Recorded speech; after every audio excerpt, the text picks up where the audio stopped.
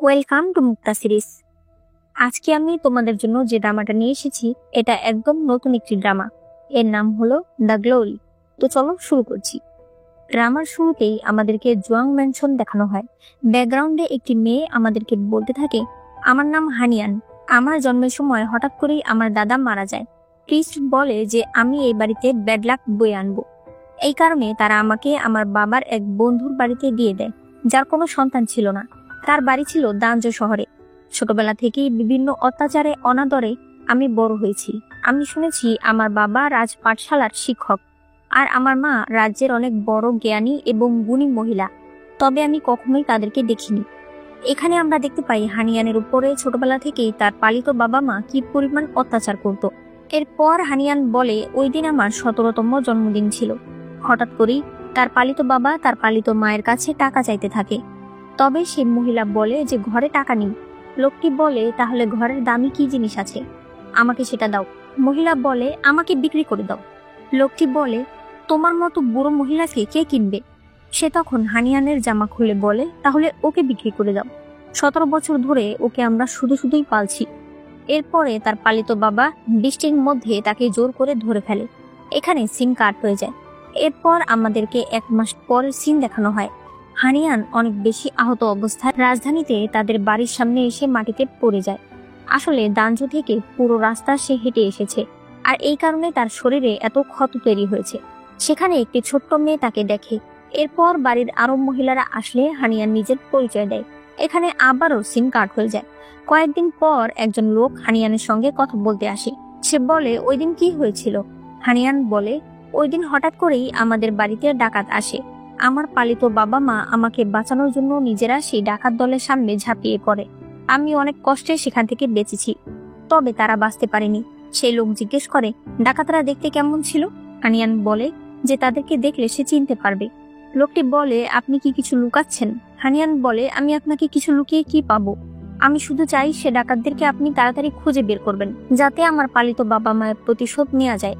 সেই লোক যখন চলে যাচ্ছিল তখন হানিয়ান তার দাসীকে জিজ্ঞেস করে যে ইনি কে। দাসী বলে, ইনি হলো জুডিশিয়াল অফিসের ভাইস মিনিস্টার সু ইউংশি। ইউংশি হানিয়ানকে দেখে চলে যায়। দাসী বলতে থাকে, ওনার সঙ্গে আপনার জন্মের আগেই আপনার বিয়ে ঠিক হয়েছিল, কিন্তু পরে যেহেতু আপনি দাঞ্জোতে চলে গিয়েছিলেন, তাই ওনার সঙ্গে আপনার বড় বোনের বিয়ে দেওয়া হয়। তবে আপনার বড় বোন? হানিয়ান বলে, কি হয়েছে আমার বড় বোনের? দাসী বলে, আপনি মাত্র এসেছেন, আস্তে আস্তে সবকিছু জানতে পারবেন। হানিয়ান মনে মনে ভাবতে থাকে, তার মানে সে এখন আমার দুলাভাই। দাসী বলে, আপনি চিন্তা করবেন না, উনি অবশ্যই ডাকাতদেরকে ধরতে পারবে, কারণ উনি অনেক বড় মাপের মন্ত্রী। সে রাজ্যের অনেক বড় বড় কেস সামলায়। এদিকে ইউংশি আজ আরেকটা লোকের কাছে গেছে। এই লোককে সে জিজ্ঞেস করে, পেই দাফু তার সকল লুকিয়ে রাখা সম্পদ কোথায় রেখেছে। তবে সেই লোক অনেক অ্যাটিটিউড দেখাচ্ছিল আর কিছুই বলছিল না, তাই ইউংশি সবার সামনে তাকে মেরে ফেলে। এরপর সে সেখান থেকে চলে আসে। এতে আমরা বুঝতে পারি ইউংশি আসলে অনেক ক্ষমতাবান। সে যে কোনো কেসে যে কাউকে ফাঁসিয়ে দিয়ে মেরে ফেলতে পারে। হানিয়ান আমাদেরকে বলতে থাকে, এই পর্যায়ে আমি আমার বাড়িতে চলে এসেছি, তবে আমি জানি না সত্যিই কি এটা আমার বাড়ি। তখনই সেখানে একজন মহিলা আসে, যে তার কাছে আসতে গিয়ে সেখানে পড়ে যায়। হানিয়ান তাকে ম্যাডাম বলে ডাকলে সে বলে, আমাকে ম্যাডাম বলে ডেকো না, আমি তোমার বাবার কনকিউবাইন। এই মহিলার নাম হলো রুই। হানিয়ান তাকে বলে, আমি এমনিতেও বাড়ির সবার সঙ্গে দেখা করতে চেয়েছিলাম। রুই বলে, ঠিক আছে, চলো আমি তোমাকে নিয়ে যাচ্ছি। সে বলে যে তার ছেলের বিয়ে ঠিক হয়েছিল, তবে হঠাৎ করেই সেই ছেলের শ্বশুর বাড়ি থেকে না করে দিয়েছে যে তারা তাদের মেয়েকে এই বাড়িতে বিয়ে দেবে না। হানিয়ান বলে, এটা কি আমার জন্য? সবাই বলে, আমি খারাপ ভাগ্য নিয়ে জন্মেছি, আমি ফিরে এসেছি এটা জানতে পেরেই হয়তো তারা এগুলো করছে। রুই বলে, এগুলো নিয়ে তুমি ভেবো না, বাড়ির বড়রা দেখে নেবে। এরপর হানিয়ানের দাদিকে দেখানো হয়। হানিয়ানের দাদি ভীষণ মুডি আর একটু ফানি টাইপের ছিল। সে যখন জানতে পারে হানিয়ান তার সঙ্গে দেখা করতে এসেছে, সে তার দাসীকে বলে দাও যে আমি অসুস্থ, আমি ওর সঙ্গে দেখা করতে চাই না। হানিয়ান এখানে আসলে দাসী বলে যে বড় ম্যাডাম অসুস্থ, এখন ঘুমিয়ে পড়েছে। হানিয়ান তাই আর কিছু বলে না। এরপরে তারা যায় হানিয়ানের মায়ের প্যাভিলিয়নে। এখানে কেউ দরজা খুলছিল না। একটু পরে এক দাসী দরজা খুললে হানিয়ান বলে, আমি এতগুলো বছরে আমার মায়ের সেবা করার সুযোগ পাইনি। তবে সেই দাসী বলে দেয়, ম্যাডাম আপনাকে দেখতে চায় না। তখন ভেতরে আরেকটি মেয়ের চিৎকার শোনা যায়। ওই সময় দাসী দরজা লাগিয়ে দেয়। রুই বলে, যে মেয়েটা চিৎকার করছিল সেটা আমার মেয়ে। তোমার মেজ বোন। ও ছোটবেলা থেকেই একটা ঘোড়া পেলে বড় করেছে। ওই ঘোড়াটাই এই প্যাভিলিয়নে এসে কিছু ঝামেলা করেছে, এজন্য ম্যাডাম ওকে শাস্তি দিয়েছে। এরপরে তারা ফিরে আসে। রাতের বেলা রুই সকল দাসীদেরকে বলছিল, হানিয়ান এই বাড়ির একমাত্র লিগাল মেয়ে। সে যেহেতু ফিরে এসেছে এবং আমাদের প্যাভিলিয়নে থাকছে, তাই তার যেন কোনো কিছুতে কমতি না হয়। এজন্য এই মাসের বেতনটা তোমরা একটু দেরিতে পাবে। তবে সকল দাসীরাই হানিয়ানকে নিয়ে আজেবাজে কথা বলছিল। রুই তখন শোনে যে তার ছেলে চলে এসেছে। রুই তার ছেলেকে দেখতে গেলে হানিয়ান এখানে আসে।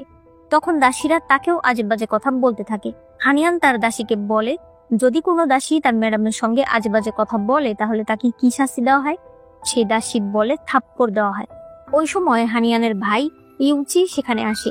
সে জানতে পারে এটা হানিয়ান, আর দাসী বলে যে সে এখন আপনার রুমটাই দখল করেছে। এটা শুনে তো ইউচির মাথা নষ্ট হয়ে যায়।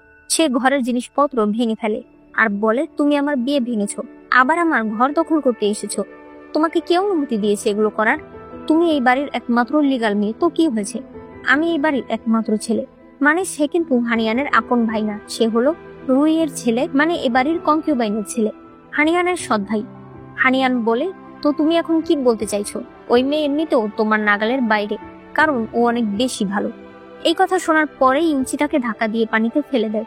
তখন ইউচির মা চলে আসে। এরপর ইউচির মা হানিয়ানকে বলে, আমার ছেলের ভদ্রতার অনেক অভাব, ওর বাবা আসলে আমি ওকে শাস্তি দিতে বলবো। হানিয়ান বলে, আপনি এই বাড়িতে কবে থেকে থাকছেন? রুই বলে, তোমার বাবা আমাকে আগে বিয়ে করেছে, তারপরে তোমার মাকে বিয়ে করেছে। হানিয়ান বলে, আমার বড় আপুর নাকি বিয়ে হয়ে গেছে? রুই বলে, হ্যাঁ, কিন্তু বিয়ের 1 বছর পরে ও মারা যায়। হানিয়ান জানতে চায় যে ওই আপু কিভাবে মারা গেছে, তবে রুই বলে এই বিষয়ে বাড়িতে আলোচনা করা নিষেধ।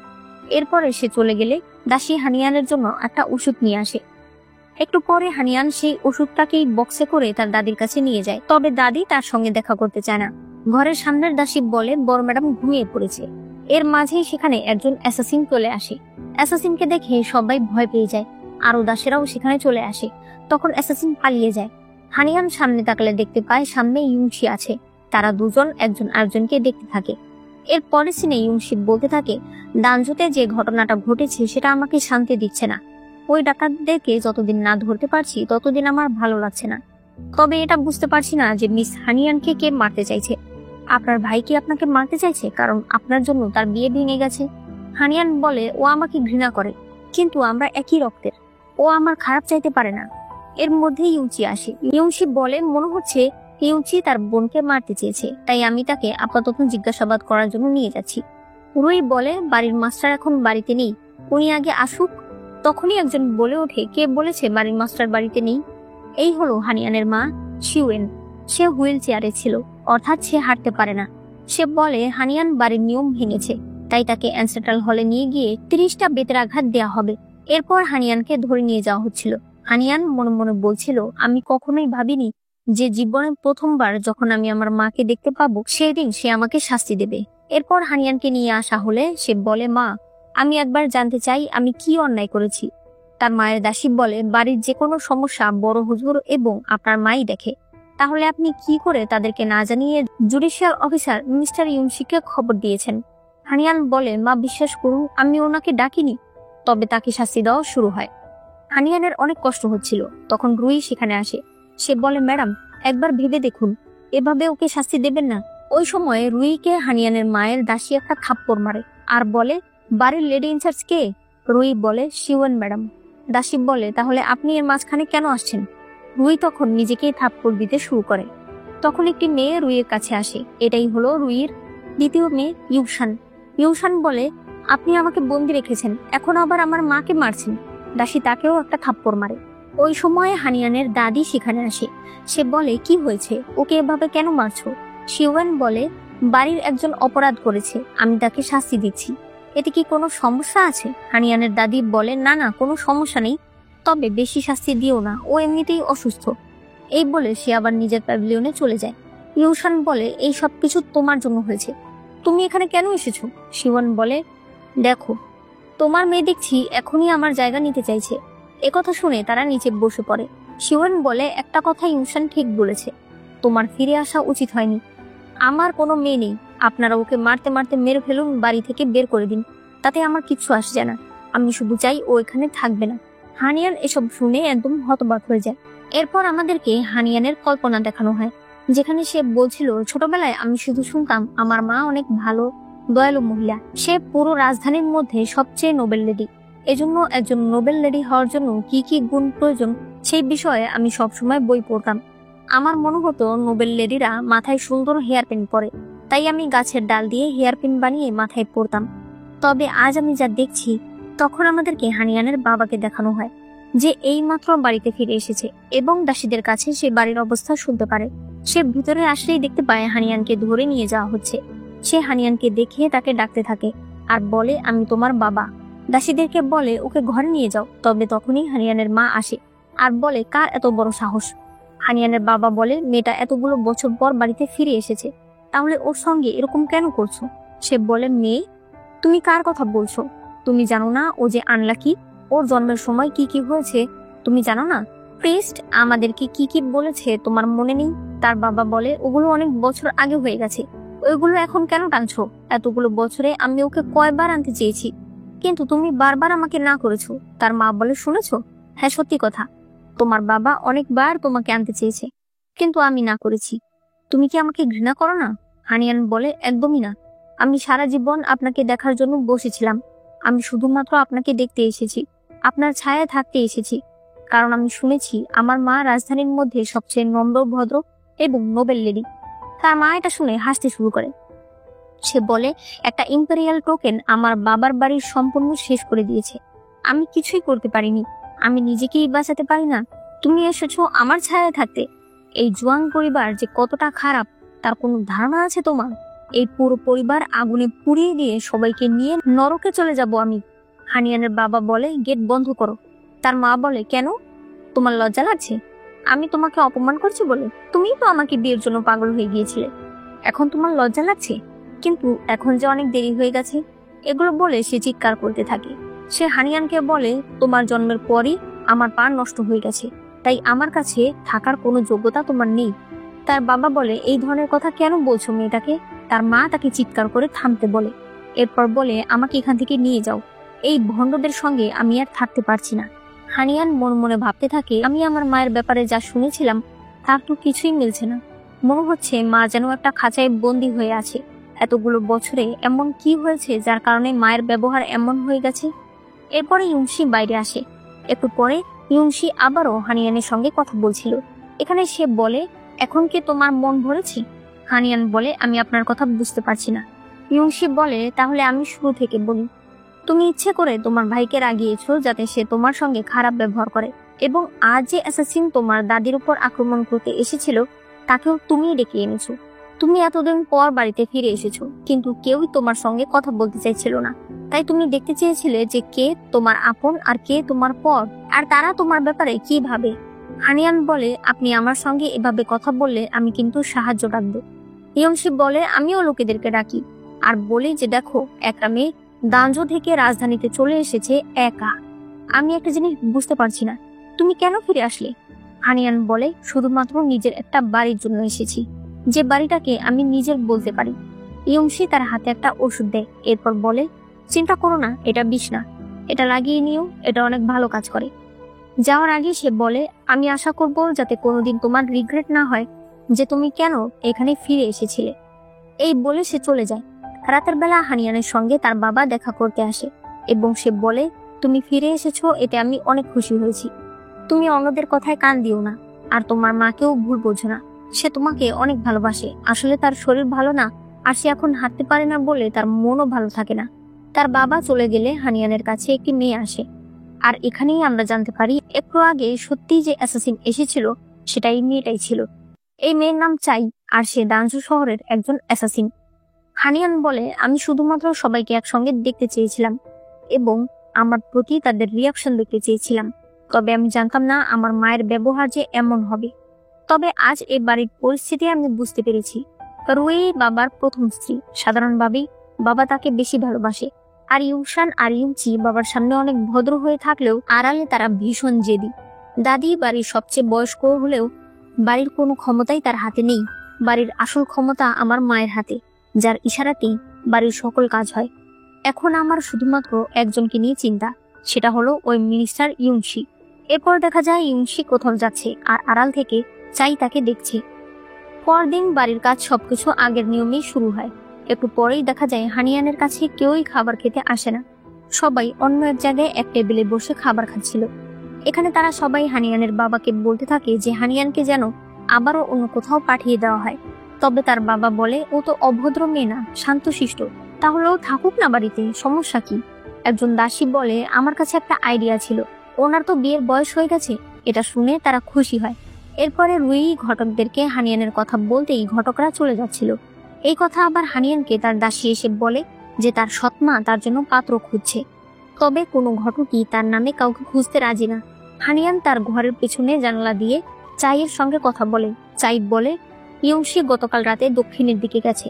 হানিয়ান বুঝতে পারে ইয়ংশি দান জোতে যাচ্ছে। হানিয়ান বলতে থাকে এখন আমাকে আমার মাথার উপর থেকে আনলাকি ট্যাগটা সরাতে হবে। এদিকে হানিয়ানের বাবা আর রুই একসঙ্গে সবজি তুলছিল। আসলে কাল কিছু মেহমান আসবে তাদের বাড়িতে। তারা হানিয়ানের বাবার রান্না করা একটা স্পেশাল খাবার খেতে চায়। একটু পরেই একজন দাসী এসে বলে যে হানিয়ানের দাদি অনেক বেশি অসুস্থ হয়ে গেছে। তারা সেখানে গেলে একজন বয়স্ক দাসী বলতে থাকে মনে হচ্ছে হানিয়ান ম্যাডাম ফিরে আসার জন্যই এগুলো হচ্ছে। এই খবর হানিয়ানের কাছেও আসে যে তার দাদির রোগ তার দাদার মতোই দেখা যাচ্ছে এবং সবাই এজন্য হানিয়ানকে দোষারোপ করছে। তখন সেখানেই ইউসান আসে। ইউসান হানিয়ানের ঘর থেকে কয়লা কম্বল নিয়ে যায় আর বলে আমি ভালোগুলো দিয়ে যাব। তবে হানিয়ান বুঝতে পারে যে ইউসান এগুলো আর নিয়ে আসবে না। এরপরে ইউসানকে ইউচি বলে আপু তুমি তো দেখছি অনেক চালাক। আমার মনে হচ্ছে আজ রাতের ঠান্ডায় ও এমনিতেই শেষ হয়ে যাবে। একবার যদি আমার বিয়েটা হয়ে যায় তাহলে আমি হয়ে যাব অফিসিয়াল, আর অফিসিয়াল হয়ে গেলেই আমি এই বাড়ির হেড হয়ে যেতে পারবো। তখন তোমাদেরকে আর কেউ বুলি করতে পারবে না। এদিকে হানিয়ানের অনেক বেশি ঠান্ডা লাগছিল। একটু পরে তার ঘরের মোমবাতি নিভে যায়। তখন সে মোমবাতির ভেতরে একটা ছোট চিরকুট পায় যার মধ্যে লেখা ছিল চোরের হাতে ট্যাটু আঁকা আছে। সে জানালার পাশে চাইয়ের সঙ্গে কথা বলতে গেলে চাই বলে তোমার জন্মের সময় যে প্রিস্ট তোমার নামে আজেবাজে কথা বলেছিল সে আজ আবারও রাজধানীতে এসেছে। হানিয়ান বলে আমি বুঝতে পেরেছি, তারা আবারও সেই আগের প্ল্যানিংই করছে। আমি জানি না তারা কি ফাঁদ পেতেছে, তবে এখন আমার কাছে একটা প্রমাণ আছে। পরদিন হানিয়ানের বাবা রান্না করছিল এবং বাড়িতে মেহমান চলে এসেছিল। হানিয়ান ব্যাকগ্রাউন্ডে আমাদেরকে বলতে থাকে আজ যেভাবেই হোক 17 বছর আগে আমার উপর লাগা অপবাদ আমাকে মুছতেই হবে। দেখা যায় সেখানে সেই প্রিস্টও চলে এসেছে যে কিনা 17 বছর আগে হানিয়ানকে আনলাকি বলেছিল, যার নাম হলো দোয়ান। এরপরে আমাদেরকে ওই রাতের সিন দেখানো হয় যেখানে হানিয়ান তার পালিত বাবা মাকে নিজের হেয়ার পিন দিয়ে মেরে ফেলেছে। একটু পরে চাই সেখানে আসে। সে চাইকে সবকিছু বললে চাই বলে তুমি আমার সঙ্গে চলো। তবে হানিয়ান বলে আমি এখন রাজধানীতে যাব, কারণ সেখানেই আমার নিজের বাড়ি রয়েছে। এরপরে সে হেয়ার পিনটাকে পানির কুয়োর মধ্যে ফেলে দেয়। পরের সিনে দেখা যায় সেই কুয়োর উপরে ইউনশি আছে আর এরপর সেই হেয়ার পিনটা তার হাতে আছে। এদিকে হানিয়ান প্রিস্ট দুয়ানকে নিজের পরিচয় দেয়। তখন হানিয়ানের বাবা আসে। সে বলে আপনি আসবেন আমাকে আগে বলতেন। তবে লোকটি বলে আমি দেখলাম তারাদের মাঝে কিছু সমস্যা দেখা যাচ্ছে। আপনাদের বাড়িতে কি কেউ অসুস্থ? হানিয়ানের বাবা বলে না। তবে হানিয়ান বলে আমার জন্য আপনাকে মিথ্যা কথা বলতে হবে না। হ্যাঁ, দাদি অসুস্থ। এরপরে সেই প্রিস্ট হানিয়ানের দাদিকে দেখে। বাইরে এসে সে বলে এটা সেই 17 বছর আগের খারাপ আত্মাটাই। এখনই আমাদেরকে কিছু রিচুয়াল করতে হবে। এরপরে রিচুয়াল শুরু হয়ে যায়। ভেতরের মেহমানরাও সবাই বাইরে চলে আসে। একটু পরে তার রিচুয়ালের মধ্যে থেকে কাগজে একটা নাম উঠে আসে যার মধ্যেই ওই ডেভিল আত্মা রয়েছে। এখানে নাম ছিল ইউসানের। এটা দেখে তো সবাই অবাক হয়ে যায়। হানিয়ানের বাবা বলে 17 বছর আগে আপনি বলেছেন হানিয়ান ব্যাড লাক নিয়ে আসবে, তাহলে এখন আবার ইউসানের মধ্যে কি করে এভিল আত্মা আসতে পারে? সে বলে আসলে 17 বছর আগে আমি ঠিকভাবে গণনা করতে পারিনি। ব্যাড লাক আসলে হানিয়ান ম্যাডামের নয় বরং ইউসানের।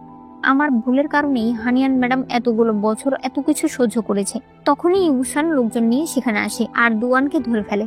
ইউসান বলে বাবা এই লোক কেন মিথ্যা কথা বলছে সেটা আমার দাসী তোমাকে বলবে। এরপরে দাসী বলতে থাকে গতকাল রাতে আমি হানিয়ান ম্যাডামকে দেখেছি লুকিয়ে এই পৃষ্ঠের সঙ্গে দেখা করতে এবং সে তার হাতে একটা টাকার ব্যাগও দিয়েছে। হানিয়ানের বাবা দুয়ানকে এই বিষয়ে জিজ্ঞেস করলে সে প্রথমে না করে। এরপর তাকে অনেকগুলো থাপ্পড় দেওয়া হলে সে স্বীকার করে যে হ্যাঁ হানিয়ান তাকে টাকা দিয়েছে। হানিয়ানের মধ্যে আগে থেকেই ইভিল স্পিরিট রয়েছে আর এখন সেটা আরো বড় হয়ে গেছে। এজন্য সে তার ধমকানিতে ভয় পেয়ে গেছে। হানিয়ান মনে মনে ভাবতে থাকে এত বড় কাজ করার সাহস ইউসানের হবে না, তাই এর পেছনে বড় কারো হাত রয়েছে। সে স্পষ্ট বুঝতে পারে যে তার সৎমা মানে রুই এই কাজ করেছে। তবে সে মনে মনে বলে এইবার আমি আপনাকে সফল হতে দেব না। অন্যদিকে হানিয়ানের মায়ের দাসী তাকে বলে যে ওই প্যাভিলিয়নে ঝামেলা শুরু হয়ে গেছে। শিওয়েন তাকে একটা হিসাবের খাতা দেয়। এদিকে হানিয়ান তার বাবাকে বলে, হ্যাঁ বাবা, আমি এই টেস্টকে টাকা দিয়েছি আর আমি ওনাকে এগুলো বলতে বলেছি। তবে এর কারণ আছে, কারণটা আমি আপনাকে বলি। যে লোক টাকার বিনিময়ে নিজের এত বড় স্টেটমেন্ট বদলে ফেলতে পারে সে কি আসলেই বিশ্বাসের যোগ্য? আমি আপনাকে বোঝাতে চাইছি যে এই লোক একটা ভণ্ড। ইউশান বলে, ঠিক আছে মেনে নিচ্ছি, কিন্তু দাদি যে অসুস্থ এটা তুমি কি বলবে? তখন শিওয়েনের দাসী এসব বলে, এর উত্তর আমার কাছে আছে। সে একজন বাবুচিকে ধরে নিয়ে এসেছিল যে কিনা হানিয়ানের দাদির খাবারে লবঙ্গ দিয়েছিল, যার ফলেই হানিয়ানের দাদি অসুস্থ হয়ে গেছে। হানিয়ান বলে, এখন যেহেতু আমরা জানতে পেরেছি যে দাদি কেন অসুস্থ হয়েছে, তাহলে আমার কাছে একটা উপায় আছে। আমি জানি অ্যালার্জি কি করে ঠিক করতে হয়। তবে বাড়িতে আসা মেহমানরা বলতে থাকে, কিন্তু তুমি টাকা দিয়ে প্রিস্টকে তোমার ব্যাপারে ভালো কথা বলতে বলেছো। সে তখন বলে, ঠিক আছে, আমি তাহলে এটাও ক্লিয়ার করে দিচ্ছি। আপনারা নিশ্চয়ই জানেন যে রাজ্যে যদি কোনো চোর ধরা পড়ে তাহলে তার ডান হাতে ট্যাটু করে দেওয়া হয়। যদি সে আবারও চুরি করে তাহলে তার বাম হাতেও ট্যাটু করে দেওয়া হয়। তাহলে আপনারা একটু প্রিস্ট দুয়ানের হাতগুলো একবার চেক করুন। তার হাত চেক করলে দেখা যায় তার দুই হাতেই ট্যাটু রয়েছে, অর্থাৎ সে দুইবার চুরি করতে গিয়ে ধরা পড়েছে। হানিয়ান বলে, আমি চাইলে আপনার চাকরি খেয়ে ফেলতে পারি, তবে আমি চাইলে এই জিনিসটা সিক্রেটও রাখতে পারি। যদি কিনা আপনি স্বীকার করেন যে 17 বছর আগে আর এখন কে আপনাকে ভাড়া করেছে আমার নামে আজে বাজে কথা বলার জন্য। দুয়ান রুইয়ের দিকে তাকিয়ে থাকে। দুয়ান বলে, এখন সবকিছু প্রমাণ হয়ে গেছে, তাই এখন আর নাটক করে লাভ নেই। হানিয়ান দাসীকে বলে, গতকাল রাতে তুমি ঠিক কি দেখেছিলে? দাসী বলে, সে এই জামা পরা মানুষ দেখেছে। হানিয়ান বলে, তার মানে তুমি আমার চেহারা দেখোনি? এবার আমার মনে হয় দর্জির কাছে যাওয়া উচিত, সেই বলতে পারবে আমার মতো জামা উনি ঠিক কয়টা বানিয়েছে। এগুলো শোনার পর রুইর আর কিছুই বলার থাকে না। সে কেঁদে কেঁদে বলে, এখন আমি নিজেকে শুধুমাত্র মরে গিয়েই প্রমাণ করতে পারবো। এই কথা বলে সে পাথরের সঙ্গে নিজের মাথায় ধাক্কা দেয়, যার ফলে সে অজ্ঞান হয়ে যায়। তাকে নিয়ে যাওয়া হলে দুয়ান বলে, আপনি বলেছেন আপনি আমার সিক্রেট কাউকে বলবেন না। হানিয়ান বলে, আপনি আমার জীবনের এতগুলো বছর শেষ করে দিয়েছেন, আর আপনি ভাবছেন আমি আপনাকে ছেড়ে দেব? এরপর মনে মনে সে আমাদেরকে বলতে থাকে, এতগুলো বছর পর অবশেষে আমার উপর থেকে ব্যাড লাক অথবা খালি পায়ের ভূত ট্যাগ চলে গেছে। সে তার সামনে তার ছোটবেলাকে দেখতে পায়। সে নিজের জুতা খুলে তাকে পরিয়ে দেয়, যাতে করে আর কেউ তাকে খালি পায়ের ভূত না বলতে পারে। এরপর ব্যাকগ্রাউন্ডে হানিয়ান আমাদেরকে বলতে থাকে, তার দাদি 2 দিন পর ঘুম থেকে জেগেছে, তার সৎমা এখন মোটামুটি ভালো আছে।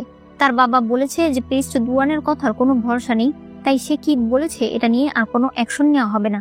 তবে সবকিছুর দোষ ইউশানের দাসী নিজের মাথায় নিয়ে নেয়, যার ফলে তাকে বাড়ি থেকে বের করে দেওয়া হয়। হঠাৎ করেই আমার মায়ের দাসী সেদিন আমাকে হেল্প করতে আসে। এখানে আমি কিছুটা কনফিউজ হয়ে যাই। আবার কে আমাকে এই ছোট্ট চিরকুটটা পাঠিয়েছিল? সে আড়াল থেকে আমাকে সাহায্য করছে, তবে সে কে তা আমি জানি না। কিন্তু যাই হোক না কেন, প্রথম যুদ্ধে আমি জিতে গেছি। তখন আমাদেরকে দেখানো হয় ওই দিন আসলে প্রিস্ট দুয়ানকে টাকা দিয়েছিল হানিয়ানের সৎমা রুই। এরপর কয়েকদিন পরের সিন দেখানো হয়। হানিয়ানের দাদি হানিয়ানকে বলে, এখন তোমার বিয়ের বয়স হয়েছে, আজ চিন্ময় গার্ডেনে অনেক ভালো ভালো স্কলাররা আসবে, ভালো ভালো ঘরের ছেলেরা আসবে, তুমি সেখানে যাও। সেখানে অনেক ঘটকরাও থাকবে, তাদের কারো তোমাকে দেখে পছন্দ হয়ে যেতে পারে। একটু পর দেখা যায় রুই হানিয়ানকে সাজিয়ে দিচ্ছিল, তবে সে তাকে অনেকগুলো হেয়ারপিন পরিয়ে দেয়। তখন ইউশান আসলে সে হানিয়ানকে দেখে মুচকি হাসতে শুরু করে। তখন হানিয়ান তাকে চেয়ারে বসিয়ে নিজের হেয়ারপিন গুলো সব খুলে তাকে পরিয়ে দেয়। এরপরে তারা ঘোড়ার গাড়িতে চড়ে চিন্ময় পাহাড়ের উদ্দেশ্যে যেতে থাকে। তবে ইউশান মনে মনে হাসছিল। রাস্তায় গারওয়ান ঘোড়া থামিয়ে হঠাৎ করে চলে যায়। এরপর অনেকক্ষণ হয়ে যায়, তবে সে আসে না। ওই সময় রাস্তা দিয়ে আরেকটি ঘোড়ার গাড়ি যাচ্ছিল। সেই লোক জিজ্ঞেস করে, তুমি কোন বাড়ির? হানিয়ান নিজের পরিচয় দিলে সে বলে, তুমি আমার গাড়িতে চড়ো, আমি তোমার বাবার বন্ধু। হানিয়ান এরপর তার সঙ্গে যেতে থাকে। এখানে সে বলে, আমার নাম চাঙান, তোমার বাবা, তোমার মা আর আমি একই সঙ্গে লেখাপড়া করতাম। তোমাকে দেখলেই বোঝা যায় তোমার মাকে। তোমার মাও তোমার বয়সী থাকতে অনেক সুন্দর ছিল। পুরো রাজধানীর মধ্যে তাকে একটা উজ্জ্বল নক্ষত্রের মতো লাগতো। এরপরে গার্ডেনের কাছাকাছি গেলে সে বলে, তুমি এবার নেমে যেতে পারো, যাতে অন্যরা আবার আমাদেরকে একসঙ্গে দেখে উল্টোপাল্টা কথা না বলে। হানিয়ান গাড়ি থেকে নেমে হেঁটে সেই গার্ডেনে আসে। একটু পরেই সেখানে ইউনশি আসে। সে বলে, আমি আপনার একটা জিনিস পেয়েছি, সেটা আপনাকে ফেরত দিতে এসেছি। হানিয়ান দেখে এটা তার সেই হেয়ারপিনটা। মুহূর্তের মাঝেই তার চোখে আগের স্মৃতি ভেসে ওঠে। ইউনশি হেয়ারপিনটা তার মাথায় পরিয়ে দেয়, আর এই সব কিছুই ইউশান পেছন থেকে দেখছিল। একটু পরে তারা একসঙ্গে বসে। হানিয়ান বলে, আপনি ভুল করছেন, এই হেয়ারপিন আমার না। ইউনশি বলে, ও এটা দেখতে একদম সাদাসিধে, আমি ভাবলাম আপনার ইনোসেন্ট ফেসের সঙ্গে এটা মেলে, তাই হয়তো এটা আপনার। নাকি এখন আর আপনার সাদাসিধে জিনিস পছন্দ না? হানিয়ান বলে, অন্যের জিনিস আমি নিতে চাই না, হতে পারে এতে আমি কোনো কিছুতে ঝামেলায় পড়ে যেতে পারি। ইউনশি বলে, ঠিক আছে, আপনি যখন নেবেন না তাহলে এটা আমি নিয়ে যাচ্ছি আর তদন্ত করার জন্য সাবমিট করে দিচ্ছি। হানিয়ান তখন বলে, আপনি একটা জিনিস দিয়েছেন, সেটা আমি না করতে পারি না, তবে ইউনশি এখন এটা ছাড়ে না। সে বলে, এখন যদি আমি না দিই? কিন্তু এরপর সে দিয়ে দেয়। হানিয়ান বাইরে আসলে ইউশান বলে, তোমার সাহস কি করে হলো ইউনশির সঙ্গে জড়ানোর? আমি বাবাকে গিয়ে বলছি। হানিয়ান বাড়িতে আসার পর তার কোনো কিছুতেই ভালো লাগছিল না, তাই সে চাইয়ের সঙ্গে মিলে প্ল্যান করে যে তারা ইউনশিকে মেরে ফেলবে। রাতের বেলা ইউনশি দুটো ক্যান্ডি কিনে বাড়ির দিকে আসছিল, তখন তার কিছু একটা সন্দেহ হয়। ওই সময় চাই তার উপর আক্রমণ করে দেয়। এখানে তাদের মাঝে ভয়ানক একটা ফাইট হয়। ইউনশির হাতে আঘাত লেগে যায়, এমনকি তার ক্যান্ডিগুলো নিচে পড়ে যায়। ইউনশি কোনো মতেই নিজের বাড়ি পর্যন্ত আসে, তবে সে বুঝতে পারে তার পেছনে চাই আছে। চাই এরপর আগুন জ্বালায়। এদিকে হানিয়ানের সঙ্গে তার বাবা দেখা করতে আসে। হানিয়ান বলে যে ইউশান আর ইউচি চিন্ময় গার্ডেনে কি হয়েছে সেটা বলেছে। হানিয়ান বলে, তেমন কিছুই না বাবা, আসলে দুলাভাই আমার হেয়ারপিন খুঁজে পেয়েছে, সেটাই আমাকে দিয়েছে। তার বাবা বলে, লোকে আজে বাজে কথা বলছে, তুমি নাকি এখনই ইউনশির অফিসিয়াল স্ত্রী হতে চাও। তুমি কিন্তু এগুলো কথায় কষ্ট পাবে না। হানিয়ান এর কিছু বুঝতে না পারলে তার বাবা বলে, তোমার জন্মের আগেই ইউনশির বাবা আর আমি তোমার বিয়ে ঠিক করেছিলাম ইউচির সঙ্গে, কিন্তু পরে ওই সময় মিথ্যার কারণে তোমাকে দানজতে চলে যেতে হয়। ইউনশির বিয়ের বয়স হয়ে গেলে আমার বড় মেয়েকে তার সঙ্গে বিয়ে দিয়ে দেই। তাদের একটা মেয়ে হয়, কিন্তু এরপরই তোমার বড় বোন হঠাৎ মারা যায়। তাকে কেউ বিষ দিয়েছিল। তোমাকে বাড়ির সামনে প্রথম দিন যে ছোট মেয়েটা দেখেছিল সেই তোমার বোনের মেয়ে। এই বছর ওর 5 বছর পূর্ণ হয়েছে। এটা শুনে হানিয়ানের মাথা নষ্ট হয়ে যায়, কারণ চাই ইউনশিকে মারতে গেছে, অর্থাৎ তাহলে একটা ছোট্ট বাচ্চা অনাথ হয়ে যাবে। হানিয়ানের বাবা চলে গেলে সেখানে চাই আসে। সে বলে, আমি ওকে মারতে পারিনি, তবে ওদের বাড়িতে আগুন লাগিয়ে দিয়ে এসেছি। কাল সকালের মধ্যে ওদের পুরো ফ্যামিলি শেষ হয়ে যাবে। এটা শুনে হানিয়ান বাড়ি থেকে বের হয়ে দৌড়াতে শুরু করে। সে একদম ইউনশিদের বাড়িতে চলে আসে। এখানে এক এক করে বাড়ির লোকেরা প্রয়োজনীয় জিনিসপত্র নিয়ে বাইরে বেরিয়ে আসছিল।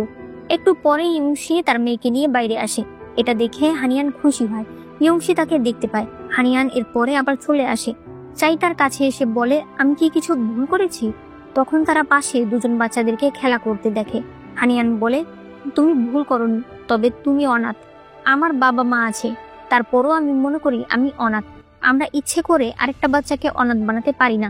তবে এই ঘটনায় ইউনশি অনেক রেগে গেছে, তাই কাল সকাল হতেই তুমি রাজধানী থেকে অন্য কোথাও চলে যাবে। আপাতত কিছুদিন তুমি বাইরে থাকবে। পরদিন সকাল হলেই সে চাইকে প্রয়োজনীয় কিছু জিনিসপত্র দিয়ে দেয়, কিন্তু তখনই ইউনশি এসে বলে, ইউনশি এসেছে আমাদের বাড়িতে আর খাবার টেবিলে বলছে হানিয়ান কেন নেই, তাই তোমাকে আমাদের সঙ্গে যেতে হবে খাবার খাওয়ার জন্য। এরপরে হানিয়ান সেখানে গেলে ইউনশি বলে, তুমি তো সারা রাত ঘুমিয়েছো, হয়তো জানো না আমাদের বাড়িতে আগুন লেগেছে। বাড়ির সবাই ভালো আছে, সবাই আমাদের অন্য একটা বাড়িতে গেছে। তবে বাবা, আমি আর লিনজি কিছুদিন এখানেই থাকতে চাই, যতদিন বাড়ি রিপেয়ার না হচ্ছে। লিনজি হলো ইউনশির মেয়ে। তারা বলে, অবশ্যই। ইউনশি হানিয়ানকে বলে, আমি যে প্যাভিলিয়নে থাকবো সেখান থেকে তোমার প্যাভিলিয়ন কতটা দূরে? হানিয়ান বলে, শুধুমাত্র একটা দেয়ালের পার্থক্য। ইউনশি বলে, ভালো হয়েছে, তাহলে আমি দাঞ্জোর কেসটাও তাড়াতাড়ি সলভ করতে পারবো। এটা শুনে ইউশান রাগ করে সেখান থেকে চলে যায়। আসলে ইউশান মনে মনে ইউনশিকে পছন্দ করে। হানিয়ান যখন এগুলো জানতে পারে তখন সে বুঝতে পারে যে কেন ইউশান তাকে একদমই পছন্দ করে না। এরপরে ইউনশি হানিয়ানকে ডেকে পাঠায়। সে হানিয়ানকে বলে লিনজিকে সারাদিন দেখে রাখতে। হানিয়ান বলে, আমি কেন? ইউনশি বলে, তুমি ভদ্র নম্র, তুমি ছাড়া আর কে ভালো খেয়াল রাখতে পারবে ওর? এরপরে হানিয়ান লিনজির সঙ্গে বসে ঘুড়ি বানাচ্ছিল, তখন সেখানে ইউশান আসে। এসেই সে ঘুড়িটা ভেঙে ফেলে। এটা দেখে হানিয়ান তাকে বাইরে নিয়ে আসে আর বলে, ওর বাবা ওর দায়িত্ব আমাকে দিয়ে গেছে, এজন্য আমি ওর দেখাশোনা করছি। কিন্তু আমি তোমাকে সরাসরি বলে দিচ্ছি, আমার অন্যের সন্তান লালন পালন করার কোনো ইচ্ছা নেই, এবং কারো দ্বিতীয় স্ত্রী হওয়ারও আমার কোনো ইচ্ছা নেই। তাই তুমি কখনোই আমাকে নিজের কম্পিটিশন মনে করো না। ইউশান বলে, তোমাকে কে বলেছে যে আমি ইউনশিকে পছন্দ করি? সে বলে, আমরা দুজনেই মেয়ে, তাই মিথ্যা বলার দরকার নেই। ইউশান সেখান থেকে রেগে চলে আসে। হানিয়ান ভেতরে আসলে লিনজি বলে, বড় মানুষরা খুব অদ্ভুত হয়, তাদের যা ভালো না লাগে সেটা তারা ভেঙে ফেলে। আন্টির ঘুড়ি পছন্দ হয়নি তাই সে ঘুড়ি ভেঙে ফেলেছে। বাবার আমাদের পুরনো বাড়ি পছন্দ ছিল না তাই সে পুরো বাড়িটাই জ্বালিয়ে দিয়েছে। হানিয়ান অবাক হয়ে বলে, মানে? লিনজি বলে, যখন বাড়ির এক ঘরে আগুন লাগে তখনই সবাই বুঝে গেছিল, পানিতে সে আগুন নিভিয়ে ফেলা যেত। তবে বাবা বলে, কোনো দরকার নেই, বাড়ি এমনিতেও পুরনো হয়ে গেছে, তার চেয়ে বরং প্রয়োজনীয় আর দামি জিনিসগুলো নিয়ে চলে যাও। বাকি বাড়ি পুড়ে যাক, এমনকি সে কেরোসিনও ঢেলেছে। এদিকে জুডিশিয়াল অফিসে একজন সেক্রেটারি ভীষণ বোর হচ্ছিল। ইউংশি বলে, তুমি চিন্তা করো না, কেসটা সলভ হয়ে গেলে তোমার জন্য আমি একটা ভালো স্ত্রী খুঁজে দেব। সে বলে, কেমন স্ত্রী খুঁজবেন? অনেক ভদ্র আর নম্র? ইউংশি বলে, না, এমন স্ত্রী যে ষড়যন্ত্র করতে পারে, যারা নিজেদের ঝামেলা নিজেরাই সামলাতে পারে, এমন স্ত্রী আমাদের জন্য প্রয়োজন। হানিয়ান লিনজিকে ঘুম পাড়িয়ে দিয়েছিল। তখন ইউংশি তার ঘরে আসে। হানিয়ান বলে, আমি একটা জিনিস জানতে চাই, আমার বড় আপু কিভাবে মারা গেল? ইউংশি বলে, বিষের কারণে। হানিয়ান বলে, কে দিয়েছে? ইউংশি বলে, কেউ একজন খাবারে বিষ দিয়েছিল আমাকে মারার জন্য। ও অনেক সাদাসিধে ছিল, তাই বুঝতে পারিনি সেটা খেয়ে ফেলেছে, আর ওর জীবন চলে গেছে। হানিয়ান বলে, আপনাকে মারার জন্য কেন সবাই এত উতলা? ইউংশি বলে, এটা তো তোমার জানা উচিত, কারণ আমি মানুষের সিক্রেট বের করে ফেলি। এরপরে সে লিনজিকে কোলে করে নিয়ে বাইরে আসলে ইউশান বলে, আমি ছোটবেলা থেকে লিনজিকে বড় হতে দেখেছি, তাহলে তুমি লিনজিকে আমার কাছে না দিয়ে হানিয়ানের কাছে কেন দিলে? ইউংশি বলে, কারণ আপনি অনেক অধৈর্য, হানিয়ানের ধৈর্য বেশি, এজন্যই দিয়েছি। কালকে আবারও হানিয়ানের কাছেই দিয়ে যাব। এই কথা বলে সে চলে যায়। ইউশান হানিয়ানের সঙ্গে ঝগড়া করতে থাকে যে তুমি কি করে ওর ব্রেনটা ওয়াশ করেছো। ঘরে বসে হানিয়ানের কিছুতেই ভালো লাগছিল না। ইউংশি আসলে কি চায়, তাই সে তৈরি হয়ে ইউংশির সঙ্গে ফেস টু ফেস কথা বলতে যাচ্ছিল। তখন সে দেখতে পায় তার বাবা ইউংশির সামনে হাঁটু গেড়ে বসে আছে। এরপর আমাদেরকে ফ্ল্যাশব্যাক দেখানো হয়। হানিয়ানের বাবাকে তার কিছু কলিগরা কিছু উপহার দিয়েছে আর বলতে থাকে, দয়া করে আপনি আমাদেরকে সাহায্য করুন, ইউংশি আপনার জামাই, আপনি বললে সে অবশ্যই আপনার কথা শুনবে। তবে হানিয়ানের বাবা এগুলোতে রাজি না হলে তারা মাটিতে বসে পড়ে আর তাদেরকে সাহায্য করতে বলে, কারণ পেইদাফুর কেসের সঙ্গে তারা কোনো না কোনো ভাবে জড়িয়ে আছে। তখন হানিয়ানের বাবাও মাটিতে বসে পড়ে আর বলে, আমি নিজেই নিজেকে বাঁচাতে পারবো কিনা সেটা বুঝতে পারছি না, কারণ পেইদাফু আমাকে একটা জিনিস দিয়েছিল। এটা শুনে তো ওই কলিগরা সবাই অবাক হয়ে যায়। এরপরে রাতের বেলা হানিয়ানের বাবা পেইদাফুর দেওয়া জিনিসটা দেখছিল। সেটা আসলে একটা পেইন্টিং ছিল। রুই বলে, এটা তো তেমন কিছু না। তবে হানিয়ানের বাবা বলে, এটার মূল্য অনেক বেশি।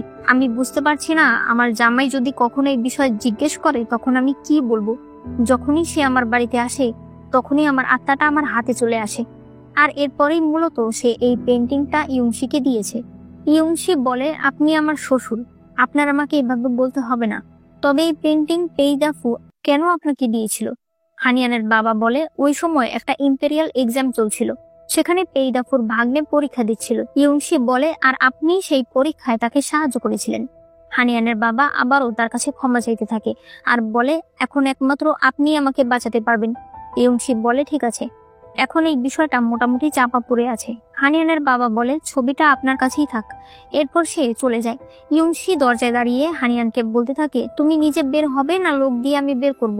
হানিয়ান চলে যেতে থাকলে ইউংশি সৈনিক তার সামনে দাঁড়ায়। এরপরে ইউংশি আর হানিয়ান কথা বলতে আসে। ইউংশি বলে, এত রাতে কেন এসেছো? নিশ্চয়ই কোনো জরুরি কথা আছে। হানিয়ান বলে, আপনার এত কাজ থাকতে আপনি দানজোতে কেন গিয়েছিলেন? আসলে আপনি পেইদাফুর সিক্রেট সম্পদের খোঁজ করতে গিয়েছিলেন, আর উপরে আপনি দেখান যে আপনি আসলে দানজোর ডাকাতদের খোঁজ করতে গেছেন। ইউংশি বলে, যেদিন তুমি প্রথম আমার সঙ্গে কথা বলেছিলে সেদিন বলেছিলে এক ডাকাত দল নাকি তোমার পালিত বাবা মাকে মেরে ফেলেছে। তবে আমি যখন দানজোতে যাই তখন আমি অন্য কথা শুনতে পারি। এরপর সে বলতে শুরু করে, 17 বছর আগে একটি মেয়েকে অনেক টাকা পয়সা সহ তার বাবার বন্ধুর কাছে পাঠিয়ে দেওয়া হয়। সময় মতো প্রত্যেক বছরই তাদের কাছে টাকা পৌঁছে যেত, তবে সেই টাকার কোনো কিছুই মেয়েটা দেখতো না। তাকে অনেক অত্যাচার সহ্য করতে হতো। তার পালিত বাবা ছিল আরো খারাপ, ইম্পেরিয়াল এক্সামে বারবার ফেল করত, আর এই জন্য সে সারা রাত জেগে পড়তো আর সেই মেয়েটাকেও পড়াতো। তবে যদি সেই মেয়েটা কিছু ভুলে যেত তাহলে তাকে চরম অত্যাচার করা হতো। এলাকার ছেলে মেয়েরাও তাকে শান্তি দিত না, সবাই তাকে খালি পায়ের ভূত বলে ডাকতো। এজন্য তারা সবসময় তার জুতা মোজা কেড়ে নিত। এভাবেই দিনের পর দিন অত্যাচারে সেই মেয়েটি বড় হয়ে যায়। বড় হওয়ার পরে সে প্রতিবাদ করার সাহস পায় আর একদিন নিজেই সেই অত্যাচারিত লোকেদেরকে মেরে রাজধানীতে পালিয়ে আসে। তো এবার তুমি বলো, কোন গল্পটা সত্যি? তুমি যে ডাকাতের গল্প বলেছিলে সেটা, নাকি আমি যেটা বললাম সেটা? হানিয়ান বলে, আপনি কোত্থেকে এই কথা শুনেছেন আমি জানি না। ইউংশি তার হাত ধরে তার স্লিপ একটু উপরে তোলে আর বলে, তাহলে এই আঘাত কোত্থেকে আসলো? তখনই সেখানে ইউশান চলে আসে, আর ইউশান যখন তাদের এভাবে দেখে তখন সে রাগ করে সেখান থেকে চলে যায়। হানিয়ান বলে, ইউংশি, তুমি আসলে কি চাইছো? নিজের কাজ বাদ দিয়ে তুমি আমার উপর তদন্ত করছো। তুমি জানো ইউশান তোমাকে পছন্দ করে, তারপরও তাকে দেখিয়ে বারবার তুমি আমার সঙ্গে এরকম করো যাতে ও আমার সঙ্গে আরো খারাপ ব্যবহার করে। তুমি আসলে কি করতে চাইছো? হানিয়ান চলে যেতে চাইলে ইউংশি বলে, বুদ্ধিমানরা কখনো মিথ্যার উপর ভরসা করে চলে না। হানিয়ান সেখান থেকে চলে যায়। এরপরে ইউমশি আর তার সৈনিক একসঙ্গে কথা বলছিল। এখানে আমরা জানতে পারি মোমবাতির ভেতরে সেই সিক্রেট তথ্যটা আসলে ইউমশি তার সৈনিককে বলে গিয়েছিল যাতে সে এই কথাটা হানিয়ানের ঘরে পৌঁছে দেয়। সৈনিক বলে, আপনি তাহলে এটা ওনাকে কেন বললেন না যে আপনি ওনাকে সাহায্য করছেন? হানিয়ান বলে, দরকার নেই, কারণ সাহায্যের জন্য আমি কোনো কৃতজ্ঞতা চাই না। এদিকে ইউশানের মেজাজ ভীষণ খারাপ ছিল।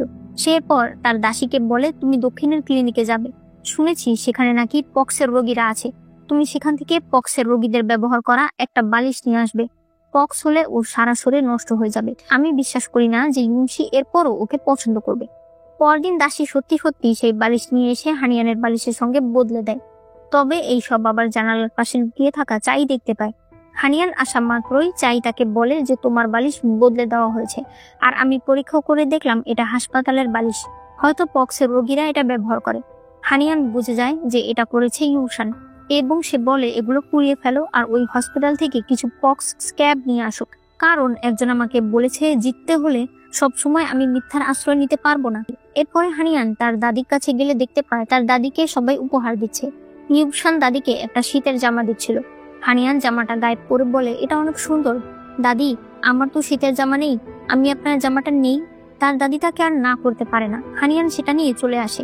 রাতের বেলা হানিয়ানের দাদি তার বাবাকে বলছিল, তোমার মেয়ে হঠাৎ করে শীতের জামাটা নিয়ে গেল, শ্বশুর বাড়িতে যদি এরকম করে তাহলে লোকে আমাদের উপর হাসবে। ওই সময় হানিয়ানের দাসী এসে বলে যে আমাদের ম্যাডাম অসুস্থ আর দেখে মনে হচ্ছে তার পক্স হয়েছে। এটা শুনে তো তারা ভীষণ ভয় পেয়ে যায়। ওই সময় আরেকজন দাসী এসে বলে যে ডাক্তার এসেছে। এরপরে ডাক্তার এসে বলে, আপনাদের বাড়িতে কি কেউ অসুস্থ? হানিয়ানের বাবা হানিয়ানের কথা বললে ডাক্তার হানিয়ানকে দেখতে যায়। এরপর বলে, ইদানিং কি আপনার ঘরে কোনো কিছু বদল করা হয়েছে? হানিয়ান বলে, আমি নতুন একটা শীতের জামা এনেছি। ডাক্তার সেই শীতের জামা দেখলে বুঝতে পারে যে এটার মধ্যে পক্স ক্যাপ রয়েছে। সে বলে, আপনি চিন্তা করবেন না, আমি ওষুধ লিখে দিচ্ছি, আপনি ভালো হয়ে যাবেন। এদিকে রুই ইউশানকে বলে, এই সবকিছু তুমি করেছো তাই না? ইউশান বলে, ওই সময় আমার অনেক রাগ উঠে গিয়েছিল, তাই এরকম করেছি, কিন্তু তুমি আমার দাসীকে ধরতে পারবে না। আমি তাকে টাকা পয়সা দিয়ে শহর ছেড়ে চলে যেতে বলেছি। আমি অলরেডি আমার এক দাসীকে হারিয়েছি, আমার ভুলের জন্য আমি আরেকজনকে হারাতে পারবো না। এরপরে ডাক্তার হানিয়ানের বাবার কাছে আসে আর বলে, আমাকে ক্ষমা করে দিন, আমাদের হসপিটালের একটা ছেলে আজ সকালে আমাকে বলেছে একটা বালিশ নাকি পাওয়া যাচ্ছে না। হসপিটালের একটা বালিশ নাকি আপনাদের বাড়ির একজন দাসী নিয়ে এসেছে। এজন্যই আমি বাড়িতে এসেছিলাম এখানে কেউ রোগী আছে কিনা দেখার জন্য। তবে বালিশটা আমি খুঁজে পাই না, কিন্তু এই শীতের জামাটা পেয়েছি যেটার মধ্যে পক্সের স্ক্যাব রয়েছে। দাদি বলে, এটাই তো সেই শীতের জামা যেটা হানিয়ান জোর করে নিয়ে গিয়েছিল। হানিয়ানের বাবা বলে, আপনি আমার মেয়েকে সুস্থ করার চেষ্টা করুন, আর বালিশের ব্যাপারটা আপনিও কাউকে বলবেন না, আমিও কাউকে বলবো না। ডাক্তার চলে গেলে রুই ইউশানকে নিয়ে আসে। ইউশান বলে, বাবা আমি এগুলো করেছি, আপনার যদি শাস্তি দেওয়ার হয় আপনি দিতে পারেন। আপনি ভালো করে জানেন আমি ইউমশিকে ছোটবেলা থেকেই পছন্দ করি, কিন্তু আপনি আমার বদলে বড় আপুকে তার সঙ্গে বিয়ে দেন। আমি কখনো অন্য কারোর সঙ্গে বিয়ের জন্য রাজি হই না, শুধুমাত্র এই কারণে। এখন হানিয়ান আমাকে টপকে ইউমশিকে পটাতে চাইছে, এগুলো আমি দেখতে পারছি না। হানিয়ানের দাদি বলে, সেটা ঠিক আছে, কিন্তু আমি তো কখনো তোমার সঙ্গে খারাপ ব্যবহার করিনি, তুমি আমাকে কেন অসুস্থ করতে চাইছিলে? এই কথা শুনে ইউশান কিছুই বুঝতে পারে না। দাদি বলে যে ওই শীতের পোশাকটার কারণেই হানিয়ানের পক্স উঠেছে। একটু পরেই হানিয়ান এই ঘরের সামনে আসে। সে তার বাবা আর দাদিকে বলে, আমি আবার ফিরে যাচ্ছি। বাবা, আপনার যদি আমার কথা মনে পড়ে তাহলে আপনি আমাকে চিঠি লিখে দিন। তবে তারা বলে, তুমি এগুলো কি বলছো? কিছু যদি হয়ে থাকে তুমি আমাদেরকে সেটা বলো। হানিয়ান বলে, না, আমি আর বাড়িতে কোনো ঝামেলা চাই না, আর ইউশান আপুর সঙ্গেও আমি প্রতিদিন ঝগড়া করতে চাই না। আমি সবেমাত্র আমার খালি পায়ের ভূত হওয়ার নামটা সরাতে পেরেছি। এখন যদি দাদি আবার অসুস্থ হয়ে যেতেন তাহলে সবাই আবারও আমাকেই দোষ দিত। হানিয়ানের দাদি বলে, তার মানে তুমি আগেই বুঝতে পেরেছিলে যে ওই জামাতে পক্সের স্ক্যাব হয়েছে, আর এই জন্য তুমি জোর করে সেটা নিয়ে গিয়েছিলে? ইউশান বলতে থাকে, এগুলো মিথ্যা কথা, আমি এরকম কিছুই করিনি। সে হানিয়ানকে ধরতে যেতে চায়, তবে তার আগেই হানিয়ান মাটিতে পড়ে যায়। এটা দেখে সবাই মনে করে ইউশান হানিয়ানকে ধাক্কা দিয়েছে, আর এই জন্য রুই ইউশানকে ঘরে বন্দি করে রাখতে বলে। হানিয়ানের দাদি তার বাবাকে বলে, এখন আর ওকে ওই প্যাভিলিয়নে রাখা যাবে না, ওকে আমাদের এদিকে নিয়ে আসো। তখনই হানিয়ানের মা আসে আর বলে, যেহেতু আমার মেয়ে অসুস্থ তাই আমাকেই সেটা দেখতে হবে। এখন থেকে হানিয়ান আমার প্যাভিলিয়নে থাকবে, এতে কি কারো কোনো অবজেকশন আছে? তারা তো কেউ শিওয়েনের উপরে কোনো কথা বলতে পারে না। হানিয়ান মনে মনে বলছিল, এই নিয়ে দ্বিতীয়বার আমি আমার মাকে দেখতে পেরেছি, আজ প্রথমবারের মতো মায়ের প্যাভিলিয়নের দরজা আমার জন্য খোলা হয়। তবে দেখা যায় হানিয়ান ভেতরে গেলেই ভেতর থেকে তালা দিয়ে দেওয়া হয়। রাতের বেলা হানিয়ান দেখতে পায় দাসীরা সারা বাড়িতে বাতি দিলেও তার ঘরে কোনো আলো জ্বালানো হয় না। একটু পর একজন দাসী বলে, ম্যাডাম আপনাকে ডাকছে। হানিয়ান সেখানে গেলে শিউরেনের দাসী তাকে একটা ওষুধ দেয় আর বলে এটা দিলে পক্স তাড়াতাড়ি ভালো হয়ে যাবে এবং কোনো দাগও থাকবে না। এরপরে তারা তাকে কিছু জিনিস দেয়। হানিয়ানের মা বলে, এগুলো বিক্রি করলে অনেক টাকা হবে, যেগুলো দিয়ে তুমি নিজের চিকিৎসা করে বাকি 10 বছর আরামে কাটাতে পারবে। বাহিরে গাড়ি রেডি করা আছে, তুমি এখনই চলে যাও। হানিয়ান চুপ করে থাকলে তার মা বলে, কম, ঠিক আছে, আরো দিচ্ছি। সে তার হাতের কানের জিনিস খুলে দিয়ে দেয়। হানিয়ান বলে, আমি এত টাকার যোগ্য না, আপনি কেন চাইছেন যে আমি আমার বাড়ি ছেড়ে চলে যাই? তার মা বলে, এটা তোমার বাড়ি নয়। তার মা তাকে অনেকভাবেই চলে যেতে বলে, তবে হানিয়ান সরাসরি বলে দেয় যে সে এখান থেকে যাবে না, যার ফলে তার মা হানিয়ানের পায়ে একটা ঘন্টা লাগিয়ে দেয় আর বলে, দেখি তুমি কতদিন সহ্য করতে পারো, কতদিন তুমি এই বাড়িতে থাকতে পারো। আর এখানেই আজকের পার্টি শেষ হয়ে যায়। ভিডিওটি কেমন লেগেছে সেটা অবশ্যই আমাকে জানিয়ে দিও, আর অবশ্যই ভিডিওতে লাইক করো। চ্যানেলে নতুন হলে চ্যানেলটাকে সাবস্ক্রাইব করে দিও।